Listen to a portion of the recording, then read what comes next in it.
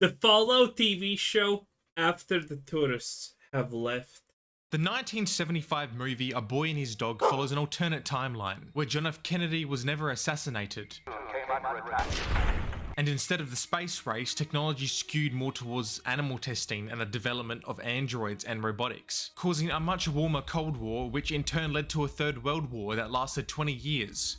War is hell. Then, after it settled, a few years after that, in 2007, a Fourth World War begins, lasting only 5 days. World War IV lasted 5 days. Leaving only a barren nuclear wasteland as its only true survivor. And among all Yep, that seems about honestly accurate. of that, there is a boy and his talking dog companion, who he refers to one time as dog meat. Fine, dog meat. Hey, wait a minute. But point being, this movie and its book in which the film was adapted from would become one of the main influences for the Fallout series, which adopted many of its wacky sci-fi elements, like its alternate history timeline, but also its horrific setting hidden behind its light-hearted tone. And I gotta admit, I love Fallout. Ever since I was a dumb little 11-year-old kid booting up Fallout 4 for the first time, I've loved Fallout. I played 11-year-old kid putting up Fallout 4 for the first time. Wait a minute! This sounds like a Zoomer. Fallout 3, Fallout New Vegas, Fallout 76, which I refunded 2 hours later. Yeah, Fallout 76 doesn't count. Well, it does when we're talking about how bad Bethesda has become. Oh, but yeah. And also, the only correct way to look at the Fallout franchise, obviously the best. Second best, Todd Howard wishes he was never born. And Fallouts 1 and 2. And I've even played Fallout Shelter. Apparently the sole survivor from Fallout 4 is this guy in the Fallout 1 intro. He was just an accomplice to a war crime, live on air. Oh yeah, I remember seeing it somewhere as a meme or whatever. Technically, I don't care. Explains why we don't have any real problems nuking places. What the hell? Fallout New Vegas is my most played game of all time. But there are Makes sense. Smart choice. That's the right choice. That's the only choice. Anyone who even thinks 76 is a game deserves a firing squad in their honor. so many memorable quests and intricately detailed maps, funny NPCs, dumb kids. You're not gonna shoot me, are you? This guy from New Vegas. Yeah! Who won the lottery? I did! The retro future. Okay, listen, who didn't shoot that guy? I mean, he claims he has some kind of golden ticket. I mean, dude. Depiction of 1950s American culture, communism, capitalism, all the isms, Liberty Prime, the cheesiness, the humor, and the storytelling that these games display at their best moments are the best of what the medium has to offer. Joshua Graham, Mr. House, Obviously. Benny, Doc, the other Doc, Yamahasha Mashkaha. Tell me. Actually, that's true. I never actually give Benny any credit, but Benny's not actually that bad. Though, obviously, he's a double-crossing shit, but he's not that bad as a character. A joke.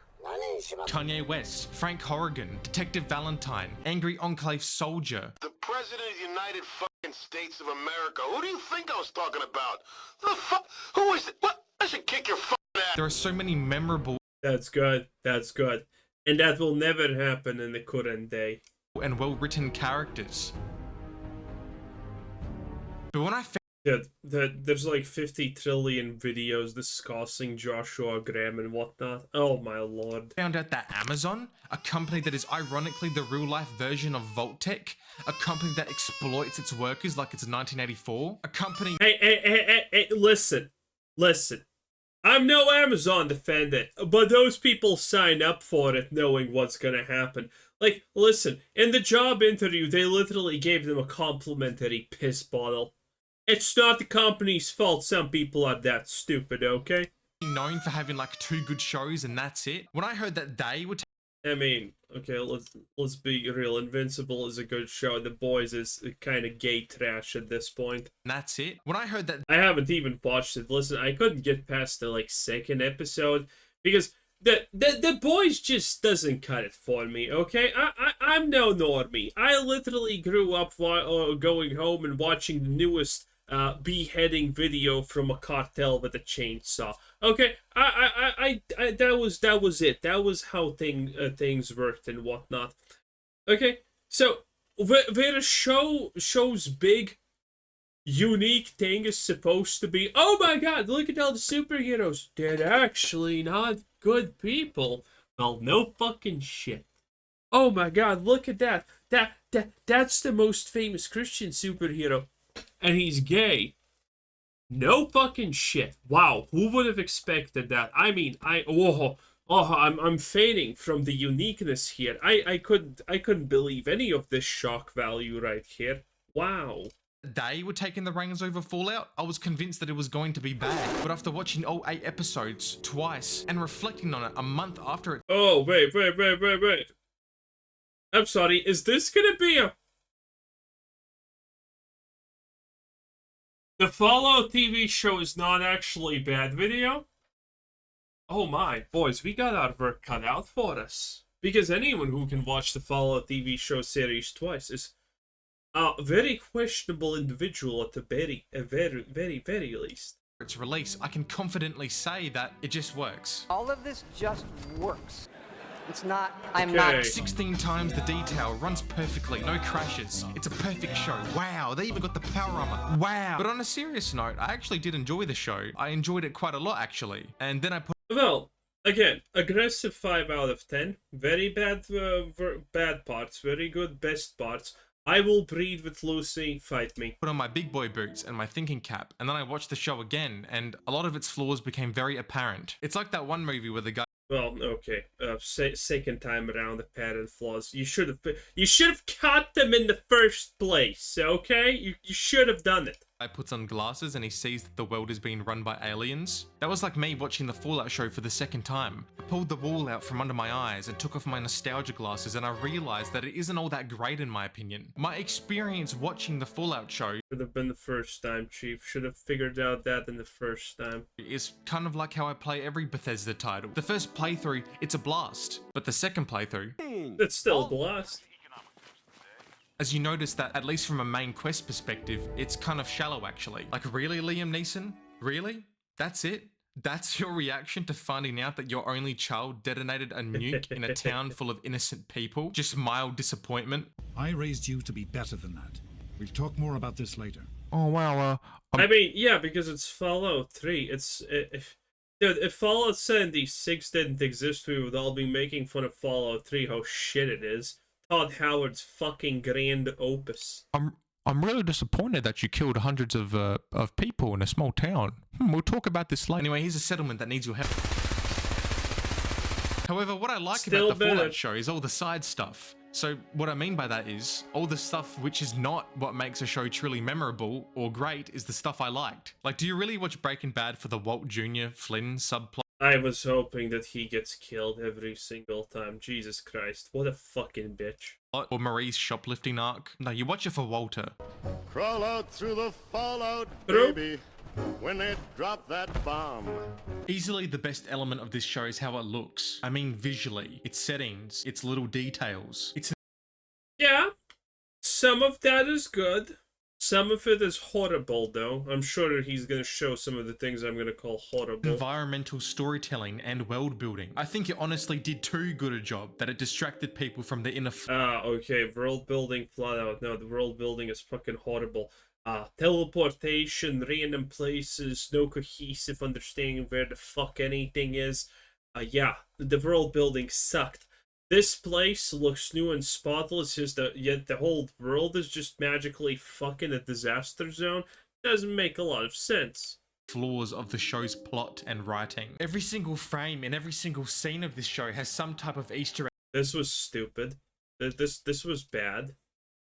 Okay, look at this, okay? One of the biggest downsides of this show is that if you're not a main character in the Fallout universe and you are shown to be above ground, you are literally a brain damaged retard. That's the only and best way to describe you. No exceptions. All of them act like they have 2 brain cells. All of them. No exception. They're all just stupid. And it's jarring. Of this show has some type of Easter egg hidden in plain sight, or some reference to a moment that many would have experienced themselves while playing the games. Like in this scene where Maximus tries to barter some shop owner to fix his little power armor part, but he's only got 4 caps and he failed the charisma check because he has 0 riz. Look, listen, this is why, what is this? What the hell is this? What am I looking at? This woman is dressed like a raider, but she's not a raider. Everyone in this town, for some stupid reason, by the way, is dressed like a raider.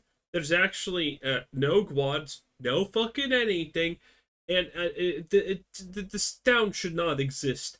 It's a front to fucking God at this point. Okay, that's how poorly designed and thought out this town was. They just wanted to make Megaton, but more wild, effectively. What an absolute failure. And he failed the charisma check because he has 0 riz. These are called oysters? You want one? God, I hate this character, Maximus. First thing in the Fallout series, okay? Listen, Buds are better than Maximus. They make you feel so good. You want to make my cock explode now? The idea that no one in Brotherhood of Steel knows what sex is or what genitalia even are is insane, considering he was a kid when he got taken into the Brotherhood of Steel. It just makes no sense. But to those unfamiliar with the Fallout franchise, it really is just immersive world building at its finest. Sand-covered If you're stupid. corpses, the remains of fallen... Sand-covered corpses make no sense after how many years have passed since the bombs fell.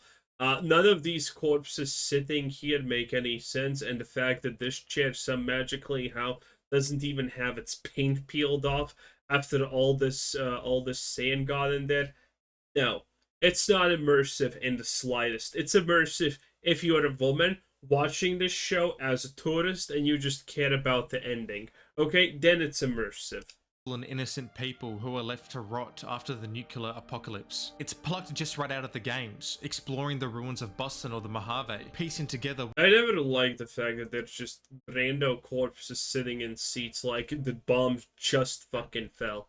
What happened in a room full of bodies. Like A Boy and His Dog, it does have its lighthearted tone, but it's easy to forget that at its core, it is about a nuclear apocalypse, which is actually the absolute worst way to die. This movie confirms it. All the little items and bottles, the little stim packs and jet inhalers, the vaults themselves that actually look better than what they do in the games, the vault suits, the Nuka-Cola neon signs in the background, Mr. Gutsy. There's just so much here that visually looks great, like it's plucked straight out of the games. And yeah, I talked about this.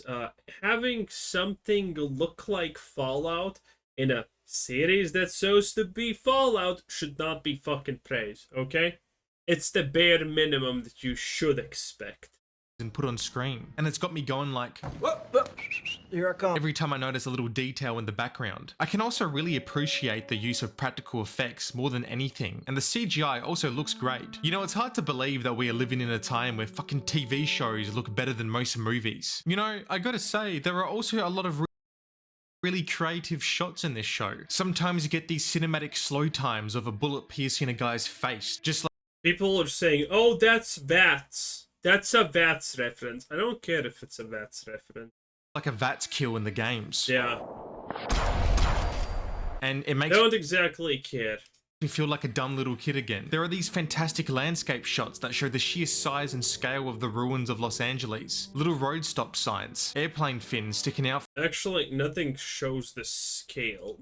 This is practically the only shot. Angeles. Little road. That's practically the only shot in this whole thing that shows you scale. Nothing else shows scale.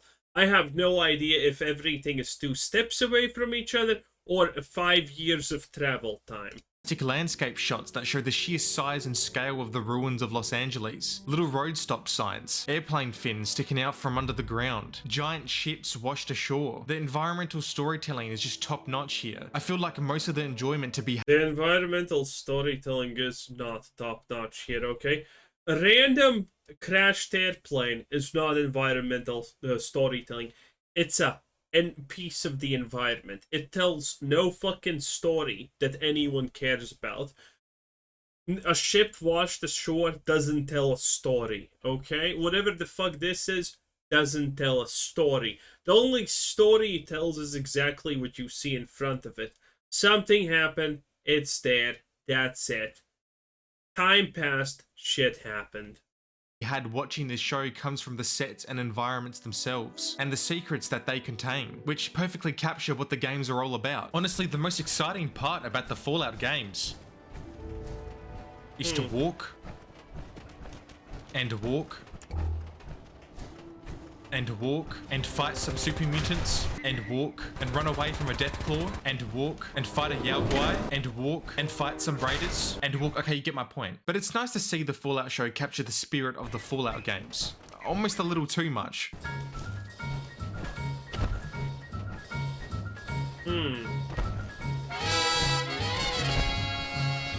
The Fallout show is visually great, yes. I know this because Tyler knows this. But what are fancy visuals without a well thought out plot or interesting characters to back it up? The result is a Zack Snyder movie. The Fallout games are known for the too soon, too soon. Interesting and memorable characters. And although my gripes with the show extend this, I will give credit where credit is due. I like the characters. I had a good time with the characters. I like Lucy and the Ghoul well, actually, Lucy's brother's also okay. He's pretty okay. Everyone else, though, can burn in hellfire for all I care. They're stupid, they're bad, they're annoying, they don't make sense, and that's kind of it. Sometimes the characters say funny things and it makes me laugh. You want to make my cock explode now?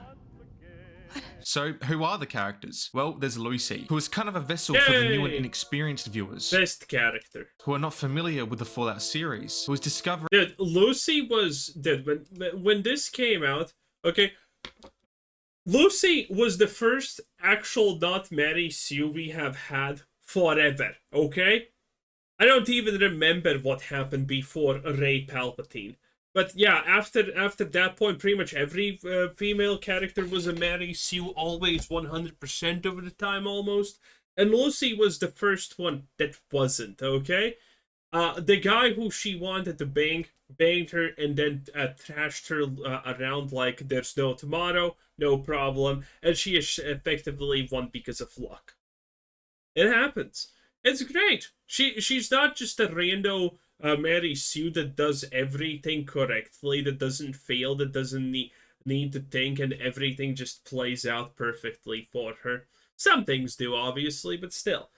Pretty good character. No, the first not Mary Sue in a long time. Familiar with the Fallout series, who is discovering the post-apocalyptic American wasteland for the first time, as is the viewer. She is a lucky-go-lucky, okie-dokie character. What the fuck are you talking about? Who struggles to adapt to the cruelty of the wasteland, as she realizes that putting trust in strangers just doesn't work the way her Vault training intended. She has a high luck, high charisma build, and is going for that true pacifist speedrun, if you know what I mean. She ventures out from the Vault to find her dad, after he is kidnapped by a gang. I don't agree with this with this part. Lucy's character does not struggle with the fact that the wasteland is more evil than she thinks. Lucy struggles with the idea of losing herself to the wasteland. That is her story arc. Of raiders for reasons that are important later. Then there's Maximus, who is actually my personal favorite character, who is kind of... Do I stop the video right here because heresy has been spilled? Damn. Well, okay. I want someone to give me one good thing about Maximus. A vessel for the... I don't understand his motivation. I don't understand what he wants. I don't understand why he does things. I don't understand anything about Maximus. And he's not this, like, torn character between loyalty and shit. It's just completely unclear what the fuck this retard even wants. Casual fans who have been around since Fallout 3, because he is a Brotherhood of Steel guy, and that's all Bethesda knows. Yeah, and no, he's not just a Brotherhood of Steel guy, okay? He was taken in after Lucy's dad nuked Shady Sands, okay? That's it. He knows other stuff than the Brotherhood of Steel. He even says so as much. He's just indebted his whole life to the Brotherhood of Steel because that's why he survived, technically. But none of the actions that he takes reflect that. Is Brotherhood of Steel this and Brotherhood of Steel that. Man, all my homies hate. And also the Brotherhood of Steel is purely zero IQ in this show. Wow. Brotherhood of Steel. Maximus has these idealistic visions of the Brotherhood as being saviors and liberators, but Yes, but the irony of that is that he doesn't follow that. It's not never shown to be like that. It just doesn't make sense. His ideals are shown to be completely inaccurate from second one after they are shown to be his ideals. It doesn't make sense. they aren't. They are weak, pseudo-religious Yeah, and he knows it. There was never actually a moment where he should have bought into that shit. nerds with a bunch of cool armor. And he finds out the hard way as the knight that he is assigned to be a squire to is a pussy. He already should have known that. Hey look, it's Michael Rappaport. You know, this whole crap with this cancel culture and the... So he lets him die because he's a little bitch, and he takes the power armor. And basically the rest of the season is Maximus being tested to see if he's worthy of the armor. But by the rest of the season, I mean the rest of the... That didn't matter. He literally has an explicit talk with the... I don't even know who's the leader of the Brotherhood. He had the old guy, and the old guy says, who cares that you took the armor? Not the first time it has happened. Whatever. Keep doing what you're doing. That's literally what is being told here. There's no conflict. There's no nothing. The episode, as his arc pretty much ends there. He's got a high endurance build because he gets his ass kicked several times. Kick the shit out of But he's also rocking that low charisma build. Intercourse? Then there's the Ghoul, Hello again. who is probably the most fleshed out character with the most depth, mainly because he has basic... No, not really. I also couldn't really doubt that you know why the Ghoul is a good character, or what his arc is, and how he's a juxtaposition to Lucy and her ideals, and then he tests her ideals because her ideals are what he forsake in order to think that he needs to survive. Okay? I have a doubt that that's how much far ahead we think about this. Ghoul is second best character. Basically an entire episode dedicated to his pre-war backstory, who's a vessel for the experienced Fallout fans who have been playing them way back when since 1997 because they are old, and the Ghoul is 250 years old. And what happens when a Fallout veteran finds a new fan of the franchise? Hello again.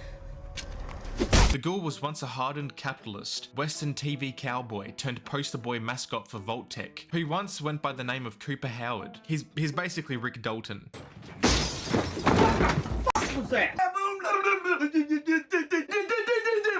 Who was alive when the bombs dropped and becomes a ghoul, who's kind of a big meanie.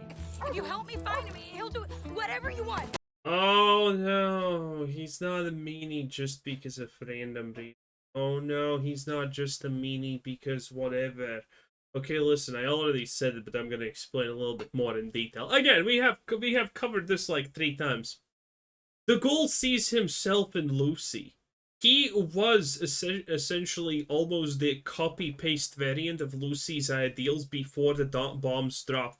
But after the bombs dropped, he forsake those ideals because he thought that he cannot keep these ideals alive while surviving. So he chose survival over his ideals, his principles, who he is as a human. And thus the Ghoul effectively was born. That's why he doesn't even use his name, because he's just the Ghoul now. Whatever he was previously is dead. And Lucy is him before the bombs dropped. Someone who tries the best, sees the best in people, and all of that jazz. And now, because he sees that, he recognizes her ideals, he wants to break her. He wants to make her understand that she cannot be like she is to survive, that she needs to become like him, otherwise she's gonna die. But Lucy doesn't. She keeps her ideals and she keeps herself alive, proving to the Ghoul that he made the wrong choice. That he sacrificed who he was for no reason, out of fear, effectively. There's also the subplot of the Vault, responding to the attack and the kidnapping of Paul Atreides. But more interesting... I'll be really... I'm not even going to talk about how autistic everything in the Vault is. Okay, Moldover's plan doesn't make sense. The Raiders don't make sense. How they get in the vault doesn't make sense. Why they are left in doesn't make sense. And nothing about the vaults makes sense. The fact that they are 3 vaults together doesn't make sense. Who actually became the character I became more invested with throughout the duration of the show, partly because the vault subplot was set up better than the main. Yeah, partially because he's not he's not Omega stupid plot, and partly because I found his development more intriguing than I thought. Norm starts off as an underachiever who was more intelligent than most give him credit for. I mean, he was the only one to notice that these guys were not vault dwellers, so he's rocking that high perception, high intelligence build, and gradually becomes more suspicious. I mean, yeah. Who would have thought the tan fucking lady wasn't from a vault? Jesus. He's rocking that high perception, high intelligence build, and gradually becomes more suspicious and picks up things that are not quite right in the vault, and plans accordingly. If there is a season 2, I would watch it to watch Norm's probable development into a charismatic leader or dictator. The show centers I hope he dies around these 3 characters, and it lets you pick which one to follow, as if you were choosing your own faction to follow in one of the games. It had me intrigued to see how their paths would eventually cross, and then when they did, how they would eventually cross again. The Dweller, the Knight, and the Ghoul, and they are all fighting for. Well, to be fair, they all just find each other at random. Yeah, this show has a teleportation problem. They just find each other for no reason in a lot of times. Yeah, sure, they are looking for, whatever. And there's this magical Brotherhood of Steel device that finds mutants in a world that's fucking full of mutants and shit and ghouls and whatnot. Let's just ignore that, but it magically finds the right one. Other than that, they just constantly bump to each other at random for no reason.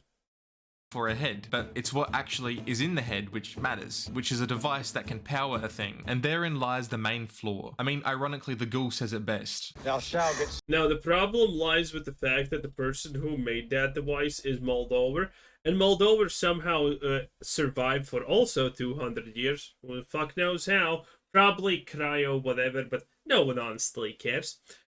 Because she's dead now, unless they resurrect her for some reason. But Moldover is a literal fucking walking stupid plot hole, so it's probably not gonna happen.